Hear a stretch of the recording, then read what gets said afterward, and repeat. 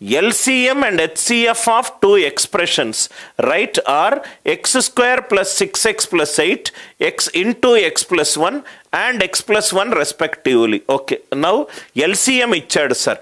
LCM కాసాగ్ ఇచ్చాడు. కాసాగ్ ఎంత ఇచ్చాడు? x square plus 6x plus 8 into x plus 1. గాసాబా ఇచ్చాడు. గాసాబా ఎంత ఇచ్చాడు? x plus 1 ఇచ్చాడు. x plus 1 ఇచ్చాడు.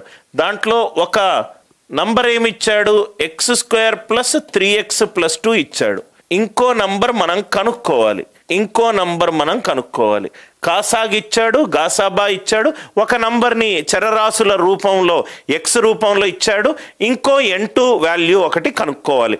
ఈ క్వశ్చన్ మిమ్మల్ని అడగంగానే రైట్ చాలా మంది స్టూడెంట్స్ ఫస్ట్ ఏం చేస్తారంటే n1 into n2 equivalent to LCM into HCF. అందరికీ తెలిసిందే. ఇది సబ్స్టిట్యూట్ చేసుకుంటారు.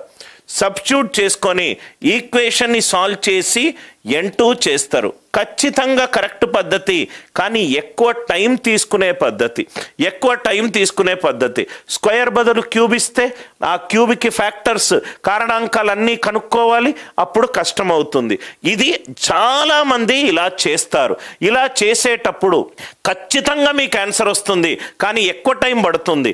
మనకు కాంపిటేటివ్ ఎగ్జామినేషన్లో మన ఎండ్ గోల్ ఏంటంటే కట్ ఆఫ్ క్లియర్ అవ్వాలంటే మన అటెంప్ట్స్ పెరగాలి. అటెంప్ట్స్తో పాటు మన అక్యురసీ కూడా పెరగాలి. ఎక్కువ అటెంప్ట్ చేయాలి, అది కూడా ఎక్కువ అక్యురసీతో అటెంప్ట్ చేయాలి. ఇది మెథడ్ 1. ఆల్మోస్ట్ అందరూ చేస్తారు.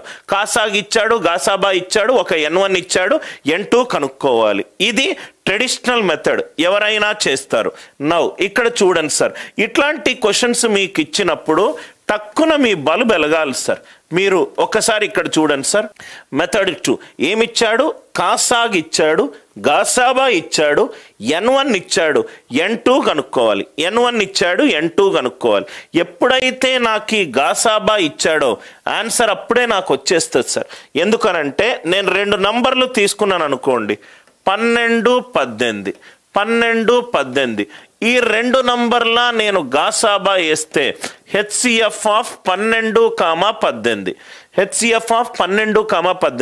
చాలా జాగ్రత్తగా వినండి. 2 నంబర్ల గాసాబా ఎలా కనుక్కుంటాం? చిన్న నంబర్ దగ్గరికి వెళ్తాం. 12. ఈ 12 18ని డివైడ్ చేస్తుందా? చెయ్యట్లేదు. దాని నెక్స్ట్ కారణాంకం రాస్తాం. 12 6 12 యొక్క కారణాంకం. 6 18ని డివైడ్ చేస్తుందా? 6 18ని డివైడ్ చేస్తుందా? చేస్తుంది. రైట్. కాబట్టి ఆన్సర్ ఎంత? 6. మళ్ళీ ఎక్స్ప్లెయిన్ చేస్తున్నారు. HCF 2 నంబర్లకు, 3 నంబర్లకు, 4 నంబర్లకు మనము గాసాబా కనుక్కోవాలనుకుంటే చిన్న నంబర్ దగ్గరికి వెళ్తాము. చిన్న నంబర్ దగ్గరికి వెళ్ళి 12 18ని డివైడ్ చేస్తుందా?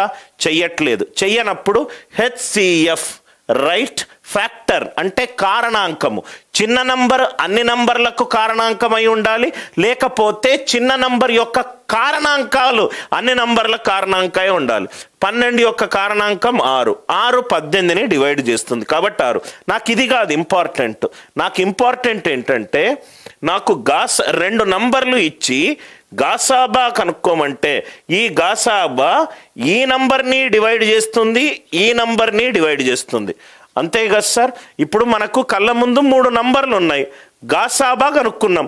గాసాబా అనేది ఈ నంబర్ని డివైడ్ చేస్తుంది, ఈ నంబర్ని డివైడ్ చేస్తుంది, ఈ నంబర్ని డివైడ్ చేస్తుంది. ఇక్కడ ఇంకో ఎగ్జాంపుల్ చూడండి.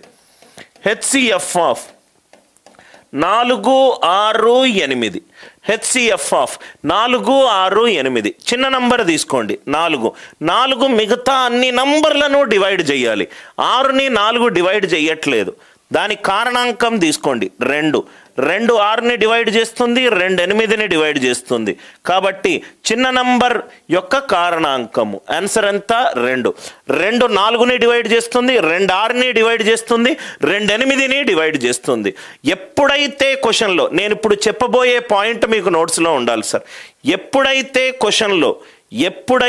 క్వశ్చన్లో గాసాబా ఇచ్చాడో ఆ గాసాబా అనేది ఇచ్చిన ప్రతి నంబర్కి కారణాంకమై ఉండాలి. మళ్ళీ రిపీట్ చేస్తున్నాను.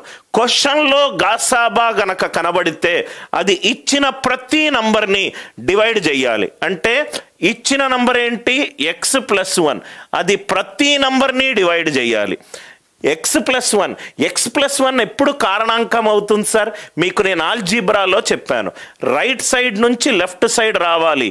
ఈవెన్ పవర్స్ ఆఫ్ x ముందున్న కాన్స్టెంట్ని కౌంట్ చేయాలి. 2+1 ఎంత? 3 equivalent to 3. 3 equivalent to 3. n1కి x+1 1. కాన్స్టెంట్లో 4+1 ఎంత? 5.